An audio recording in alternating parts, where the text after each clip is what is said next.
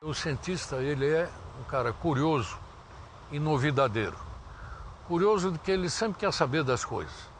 E novidadeiro porque ele quer usar sempre a metodologia mais adequada para saber dessas coisas. Essa característica é comum a todos os que fazem ciência. A observação do mundo suscita uma determinada questão que, para desvendá-la, é preciso seguir um certo método de pesquisa. Método, metodologia. Na sua origem, é uma palavra grega. Uma tradução livre para o sentido de método é caminho a seguir. Os caminhos que os cientistas seguem em busca do conhecimento não são sempre os mesmos. Neste programa, a Univesp TV recuperou dos arquivos da TV Cultura o programa Saúde em Rondônia, de 2001, que acompanhou um grupo de pesquisa da Universidade de São Paulo. Que caminhos terão eles percorrido? O que buscavam? Que ferramentas usaram? Vamos a Porto Chuelo, povoado na margem direita do Rio Madeira, 40 minutos de voadeira, rio abaixo. A voadeira desce o rio rumo a Porto Chuelo, um povoado na margem direita, a 40 minutos da capital. Há quase 10 anos, a peculiaridade da malária em Porto Chuelo, em relação ao resto do estado, chamou a atenção do professor Ernei.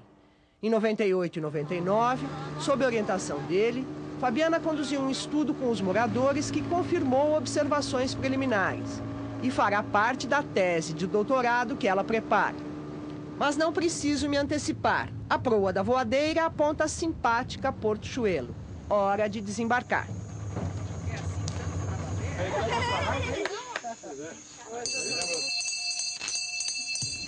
Chegamos na hora do recreio.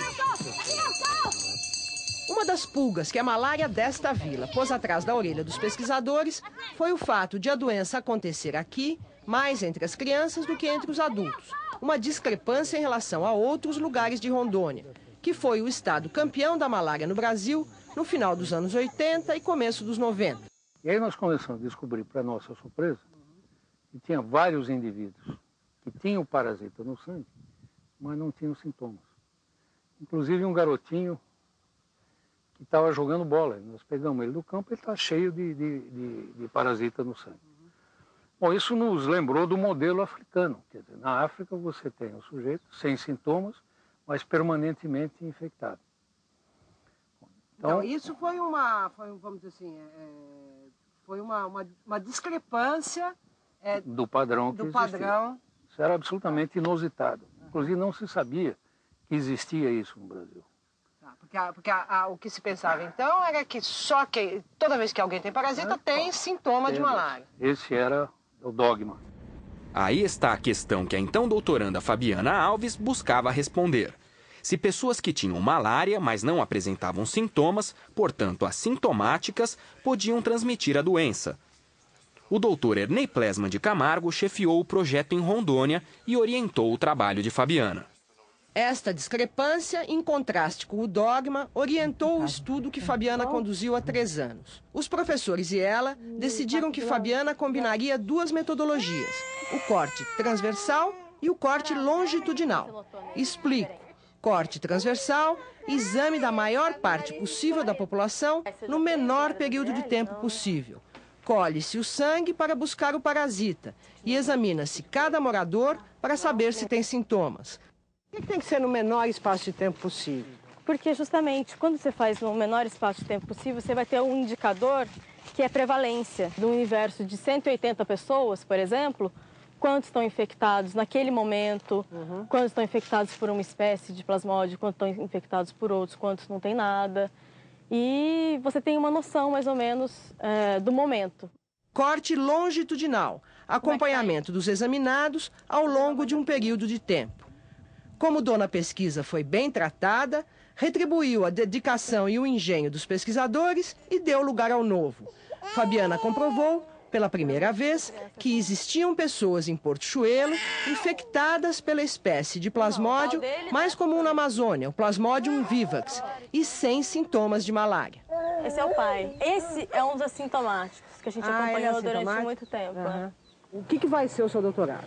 Caracterização epidemiológica da malária nas comunidades ribeirinhas e tentando caracterizar justamente esses indivíduos portadores sem sintomas. Tá bom. E você está trabalhando aqui e está trabalhando no Rio Machado? No Rio Machado.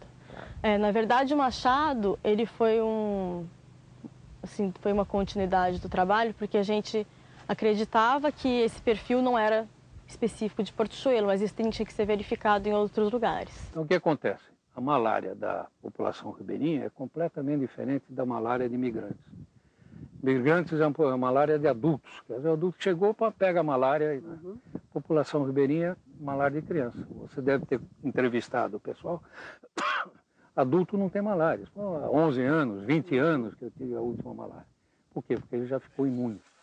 O grupo de parasitologistas também estudou as características da malária em outra comunidade ribeirinha às margens do Rio Madeira. Por que nesta região tem mais malária que em outras regiões de Rondônia? Encontro em Vila Candelária, bairro criado no começo do século para a moradia dos trabalhadores que vieram construir a estrada de ferro Madeira-Mamoré. O grupo de parasitologistas decidiu estudar as características da epidemia de malária nesta parte de Porto Velho.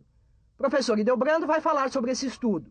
Mas começamos a conversa por uma explicação sobre a natureza da pesquisa científica. A pesquisa de início é uma atividade de indagação sobre a curiosidade que você tem de conhecer um fato novo. Isso é a pesquisa. Você quer saber o que está acontecendo com um fenômeno que você visualiza, ou testemunha, ou presencia, e quer aprofundar o processo que leva esse fenômeno a ocorrer.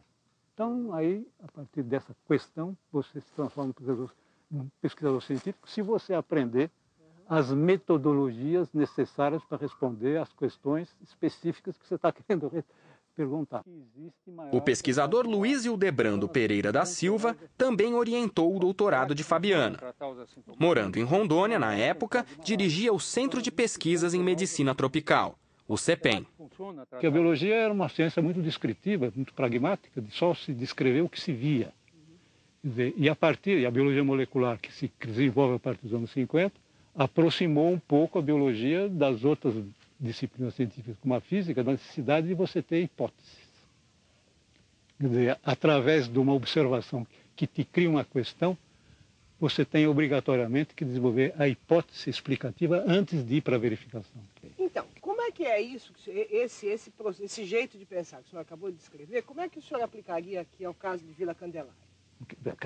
Aqui é perfeitamente lógico a aplicação do sistema.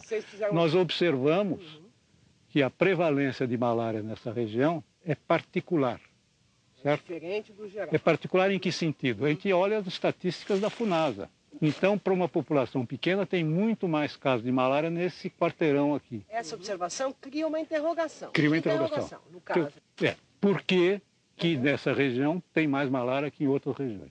Certo. Então, aí, do que você conhece já em relação à malária, não é porque aqui baixa mais Espírito Santo. É porque deve ter mais mosquito, mais reservatório de doença, certo? E, portanto, facilita a transmissão. Reservatório de doença quer dizer qualquer ser humano, animal, inseto ou planta onde vive e se multiplica um agente infeccioso, do qual depende para sua sobrevivência, reproduzindo-se de maneira que possa ser transmitido a um hospedeiro suscetível.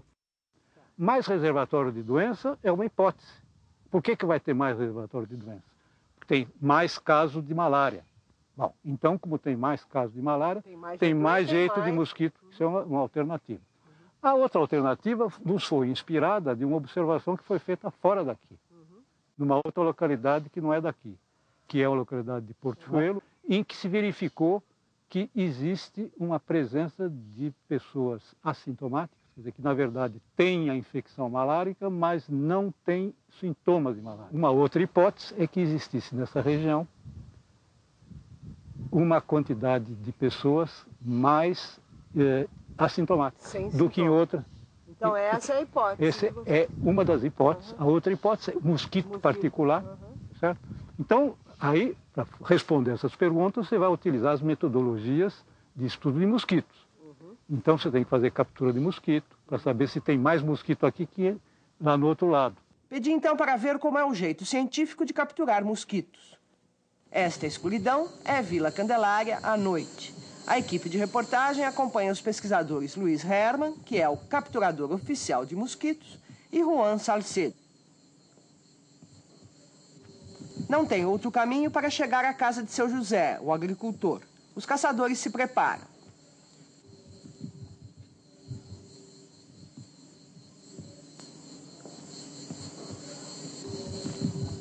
E por que você tem tantos recipientes diferentes para guardar? Porque eu não posso pôr, como eu quero trabalhar com mosquitos, na verdade, vivo, eu não posso pôr sobre muitos mosquitos. Eu tenho que ter 20 mosquitos por cada copo.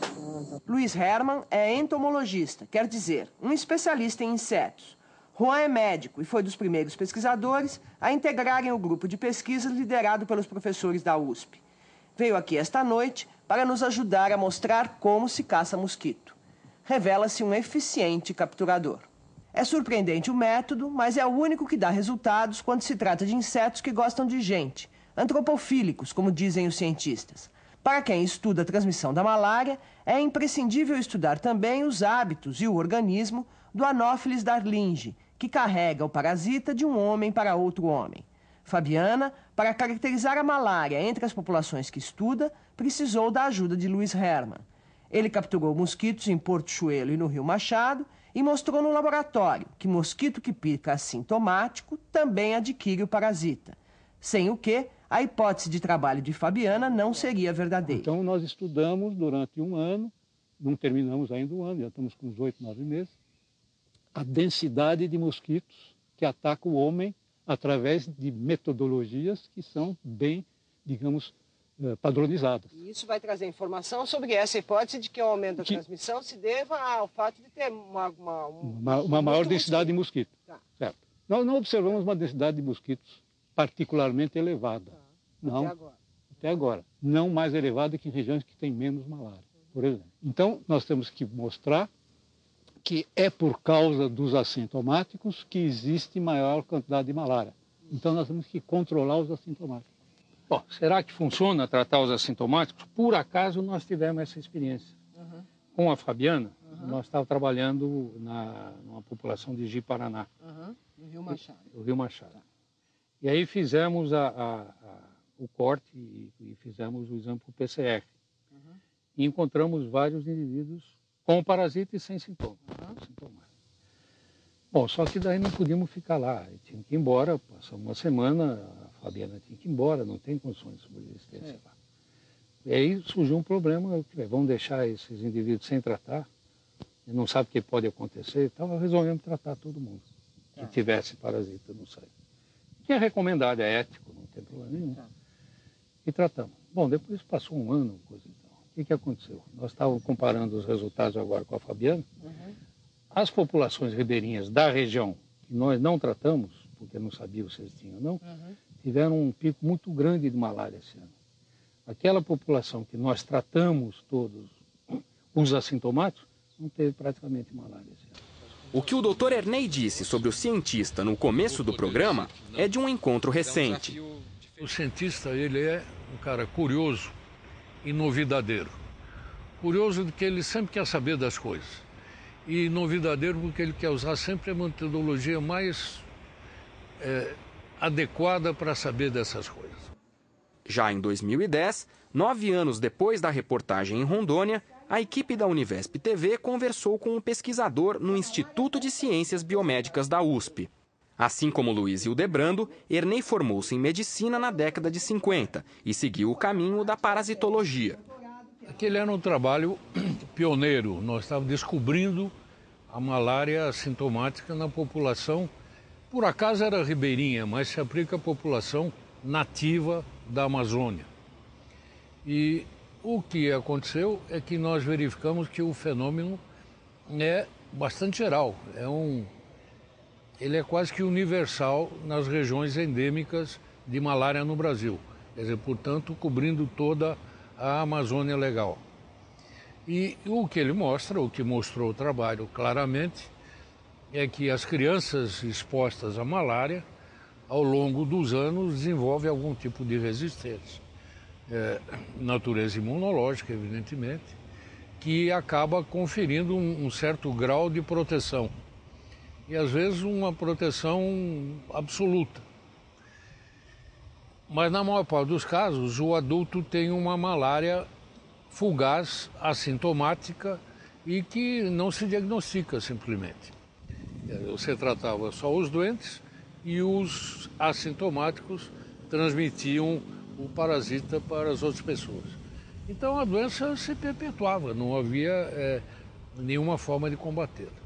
O que nós mostramos é que em algumas populações piloto, onde nós tratamos toda a população, é população pequena, 80, 100 pessoas, onde se tratou toda a população, a malária desapareceu. Certo? Tem coisas que você faz, você abre o caminho e depois deixa para os outros. O caminho foi aberto, quer dizer, olha, tem malária assintomática, existe, e os programas de saúde pública têm que levar isso em consideração. Agora, não compete mais ao tipo de pesquisador que nós somos de implementar esse programa. Isso é a área da saúde pública.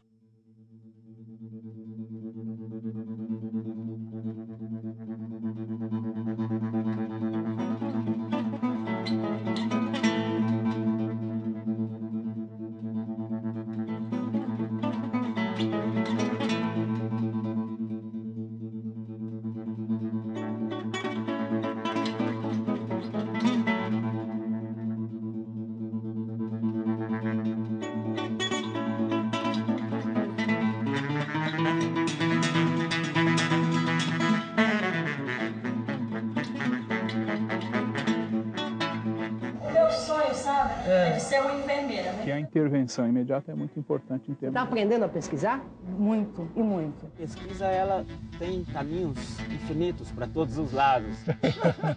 Para muito bem. Eu sei que